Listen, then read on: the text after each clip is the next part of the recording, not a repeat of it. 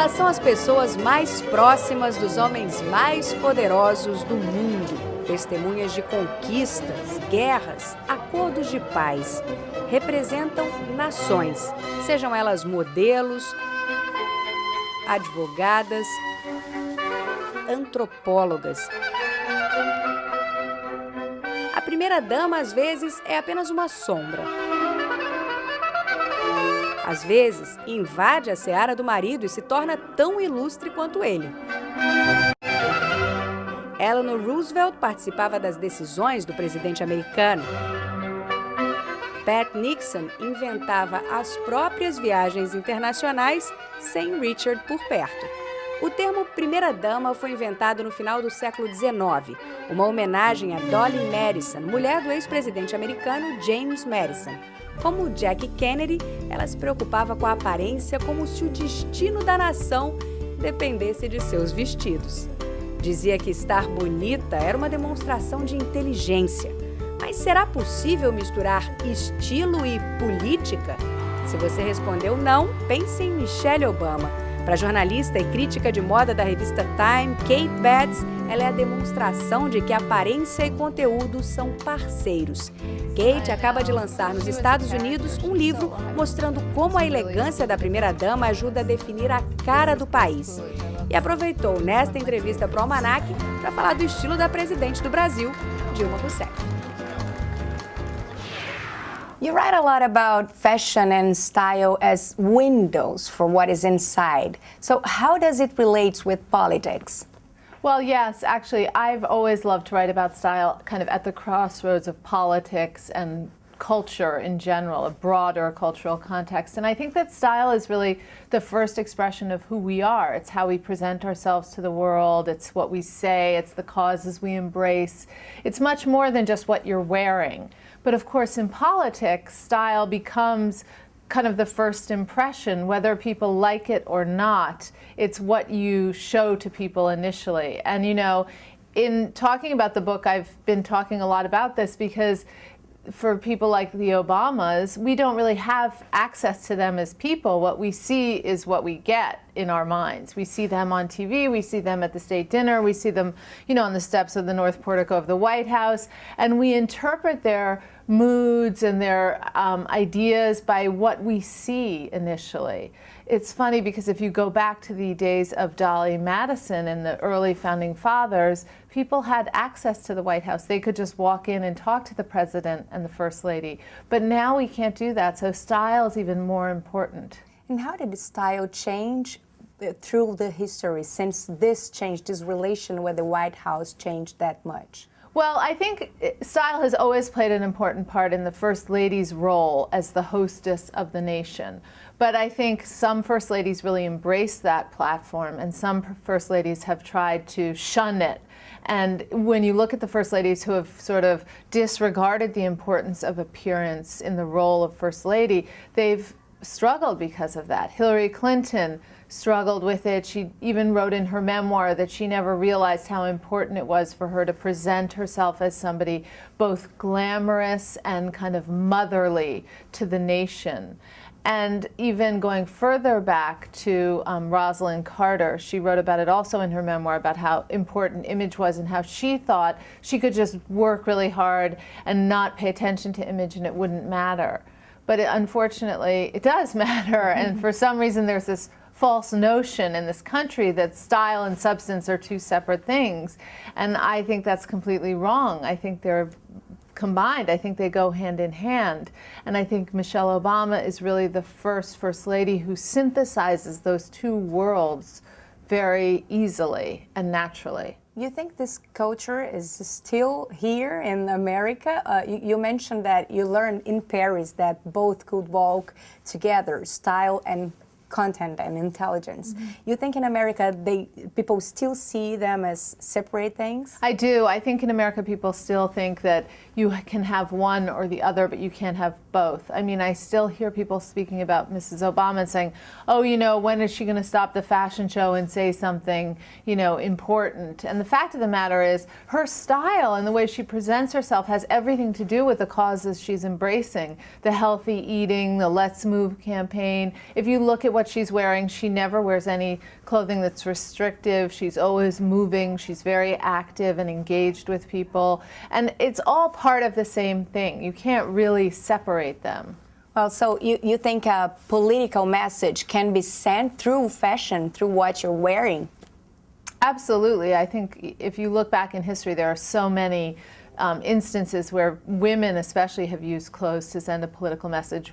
One person who was very adept at it was Madeleine Albright when she was Secretary of State under Clinton. She used to wear pins, and she would speak her mood through her pins, you know, and I remember I interviewed her for the book, and she told me about times when if she was in a bad mood, she would put a crab. If she felt things were getting better, she would put air balloon. And so I think there are many ways to do it. That was a funnier, more whimsical way. But when you think about people like Jackie Kennedy when she came to the White House, and she really loved style and had a fluency in fashion and set out right away to use that as a way to communicate with people. And she understood the moment in the culture that she was living in and how things were changing. And she became part of that change, obviously, not only by her historical position as her husband's wife, but also by her style and the way that she related to people through style. Was she a good example of someone who could have fashion and notions of fashion and style and the content at the same time, or you think she left this second side for it? Well, what's interesting about Jackie is she was incredibly cultured and incredibly intellectual, and she had studied so much history, especially American history and French history, and so she had a lot of knowledge, and she came to the White House with this idea that she was going to redecorate everything and change the kind of look of the White House and make it a historical home, not just a shabby place where the president's family lived. And she did that. And you know, people talk about her style, and she is obviously a great icon of style, but she also did a tremendous amount to improve the White House and create a place where history lived on long after her family lived there. But for example, when we think of Eleanor Roosevelt, it seems that she couldn't care less for fashion and what she was wearing. On the other hand, she worked really hard. So how does it work? Can both walk together, or? Well, Eleanor Roosevelt is an incredible woman. I mean, she was somebody in the White House, probably the first lady in the White House to really work for the government. You know, she had an official job, and she also unofficially did a lot of work for her husband because he was confined to a wheelchair, so he couldn't move around, and she traveled for him, and she became what was known as his eyes and ears, speaking to people, hearing people's thoughts, very politically engaged. She did so much for people on the margins of society, and she really was somebody who worked. She had an incredible work ethic and an incredible confidence in her own ability. But she was somebody who, interestingly, as a first lady, she didn't look at style as something that she was going to put forward as her expression, but she didn't ignore it. She knew that it was important, and she knew as a first lady she had to buy a new dress for a special occasion and look the part for certain occasions. But she also spoke very eloquently and honestly about the kind of struggle she had between the private person, Eleanor Roosevelt, and the public persona of Eleanor Roosevelt, the First Lady. And I think that a lot of First Ladies who came after her learned from that. And Michelle Obama particularly is somebody who sort of merges the public and private persona very effortlessly. We see her in public, and you know, every public image is by its nature something that's calculated to a certain degree, but we see Michelle Obama in public and she seems authentically herself. She seems as easily the private person as the public persona. And I think that that's something that really attracts us, and that's one of the reasons why we are very riveted by her style and her look. In some moments in your book, we feel like she was born with that, with this style, but in some other moments we feel like it's not exactly that. For example, in the campaign for Obama, she used to wear corporative style suits and everything, and suddenly she changed. Why did it happen? It was Michelle turning to Michelle, or was it something that had to do with the campaign too? Well, I think it was probably a political idea to change she came across as very strong-minded in the beginning of the campaign, and that was causing problems among kind of the opponents were criticizing her for her stump speeches. And she did have a strong look. She was a corporate, a very strong, powerful corporate woman who had been very successful in her career. She had this incredibly elite education, Princeton, Harvard, and she needed to make herself more accessible to American women, particularly. They were a very key part of the vote in this election. And so she changed her look. She kind of tweaked it. She went from being the pinstriped boardroom working mother to the mom-in-chief in cardigans and floral print dresses, and I think it was incredibly effective. But she also deflected the notion of changing her image by showing up on Jay Leno in the J. Crew outfit, the cardigan and the skirt, and talking about how they only cost $345 at the same moment that Sarah Palin was, being criticized for shopping at Neiman Marcus for $150,000. So that kind of took the onus off Michelle for being somebody who was changing her look. I was particularly curious about that because I wondered whether style, she had traveled so far from the south side of Chicago to Princeton to Harvard to the White House ultimately, and I wanted to know after that image transformation what role style had played for her in her journey. And so I went back and found these friends of hers at Princeton who were classmates, and they had been aspiring designers, and they had told me how they held these fashion shows every year for charity, and one of the people they asked to model was their fellow Princeton student, Michelle Obama. At the time, she was known as Michelle Robinson. And so that was interesting to me because they all said that she had the same kind of style then that she has now, that she wore similar clothes, that she had the same poise, and she had the same statuesque approach to people, and that they really saw her very much in the same personality and style now. You also mentioned that being stylish is being able to commit mistakes sometimes. Do you think Michelle has committed some mistakes? Well, I think sometimes she sort of wavers between being sort of the mom-in-chief in the very feminine but still powerful look. She'll go back to the pantsuits, and now in hindsight it doesn't look like her style to me anymore because she's embraced this other kind of persona so easily and naturally. So when she wears a pantsuit, I'm always a little bit disappointed. But I don't think she makes mistakes. I actually don't think there's such a thing as a mistake. I think you can strike the wrong chord in the wrong moment, but I think she does pretty well. I especially think that she has done well in terms of her rule breaking. She is kind of a rule breaker, the way she wore the bare arms in Congress, or shorts coming off Air Force One in Arizona in the Grand Canyon, or even wearing Alexander McQueen to the state dinner for the Chinese president.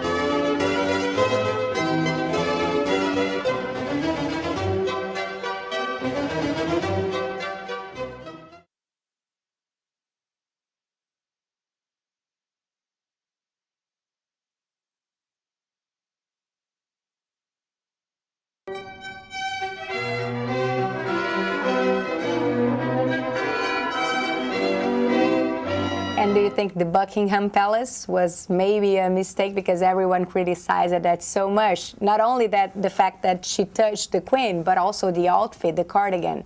It is a mistake on, paper. In written protocol, apparently it's true you're not supposed to touch the Queen. But I feel like she did not do it in terms of thinking about it and conscientiously saying, I'm going to touch the Queen no matter what. I think she was probably overcome by the moment. And I think the Queen did a similar gesture to her, so she was returning the gesture. And what is this figure, this First Lady figure? When this expression was coined, and it looks like a sphinx sometimes. What is the importance of this figure? Well, it's interesting because the First Lady has been important ever since the first, founding father, since George Washington was president. The First Lady kind of became the emotional and psychological heart of the administration, or the White House. The White House wasn't actually created until Dolly Madison got there, the wife of the fourth president, but she became kind of, people look to the First Lady as a way to decipher who the leader is. We came here from England. We were escaping the monarchy. We're so accustomed as a people to reading leadership through clothing and style. You know, when you look at the way monarchs distinguish themselves with their robes and their crowns and their jewels, that's how you tell who's the king and who's the queen and who's the leader and who's not. So to come to America and, you know, totally ban all of that kind of ranking left people a little bit on edge and not knowing. The only person who really seized onto the idea of creating a leadership role through style was Dolly Madison. And she understood that the people needed to see her as the First Lady and see her as a leader. And so she wore these sort of extravagant clothes. She bought fabrics in Europe and wrapped turbans around her head and put peacock feathers in them, and it was kind of wacky, but it was also looked at as, you know, she's obviously in charge, and she identified herself as such.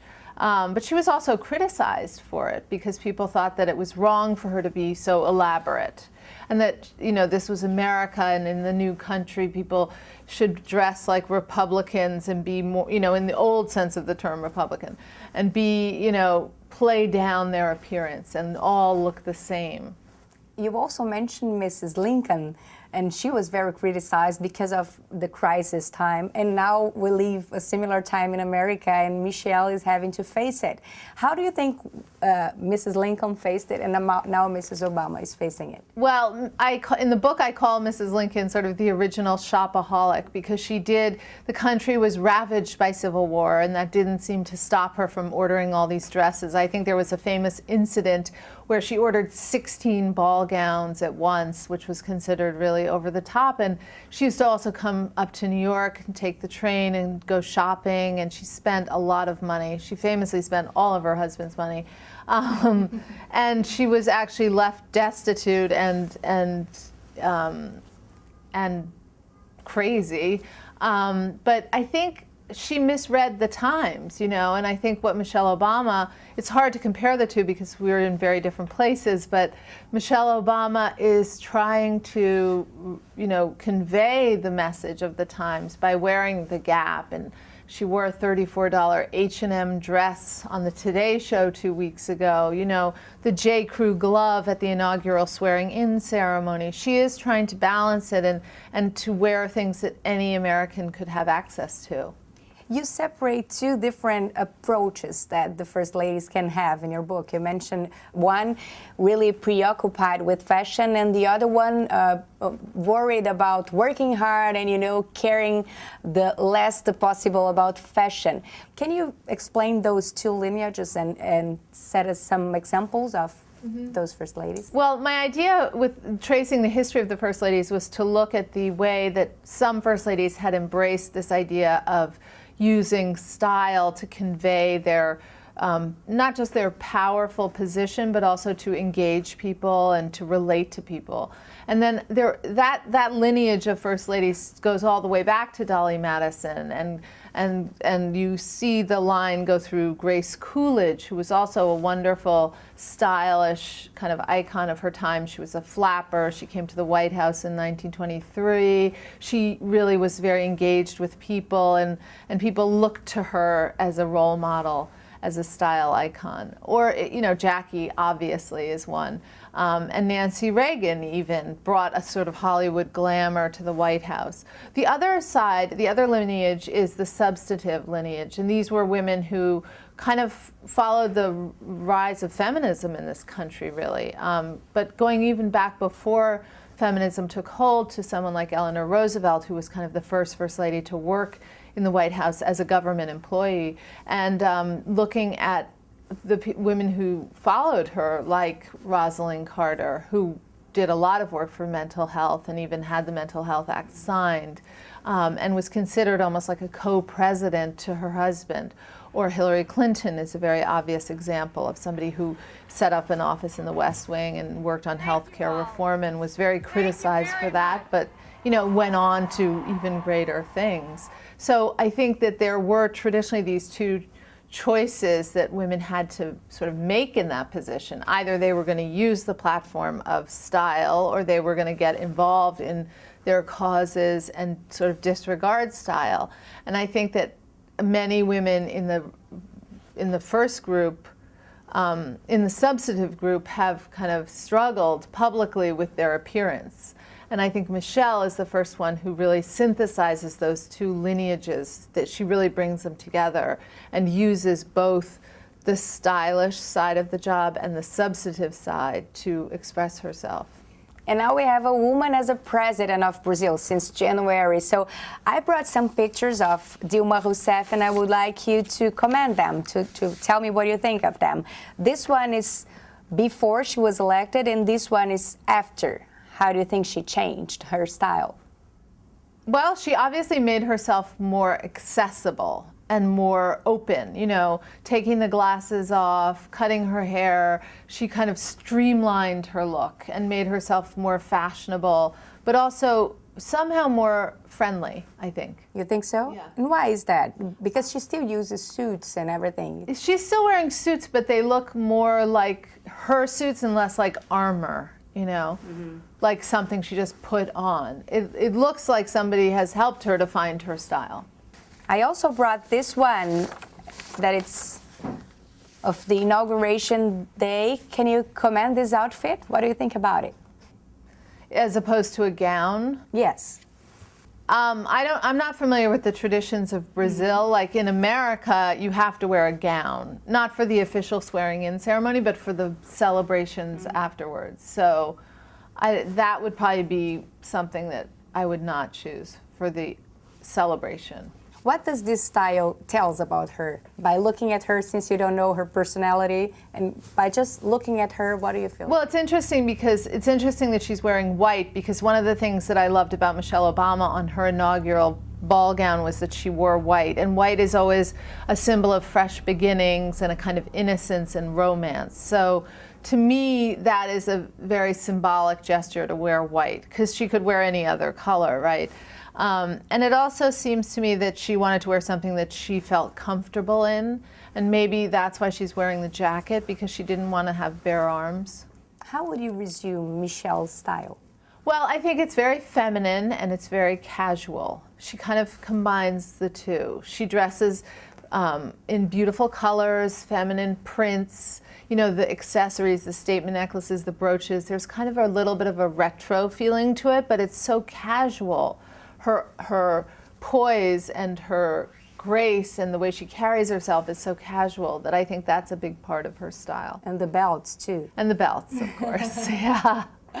And can you tell us about Mr. Obama's style? Because in a man, it's hard to see. It's just the suits. Right. Is he a stylish man, too? Well, a lot of people complain about his suits because they think they're too baggy and that it kind of, you know, he always wears the same suit. But I've noticed since the State of the Union address that he's kind of changed his suit a little bit. It's a little more fitted, and maybe he has a new tailor even, I've heard. He's going to a tailor in Washington now. So he's changed his style a little bit. It's not as noticeable as the First Lady.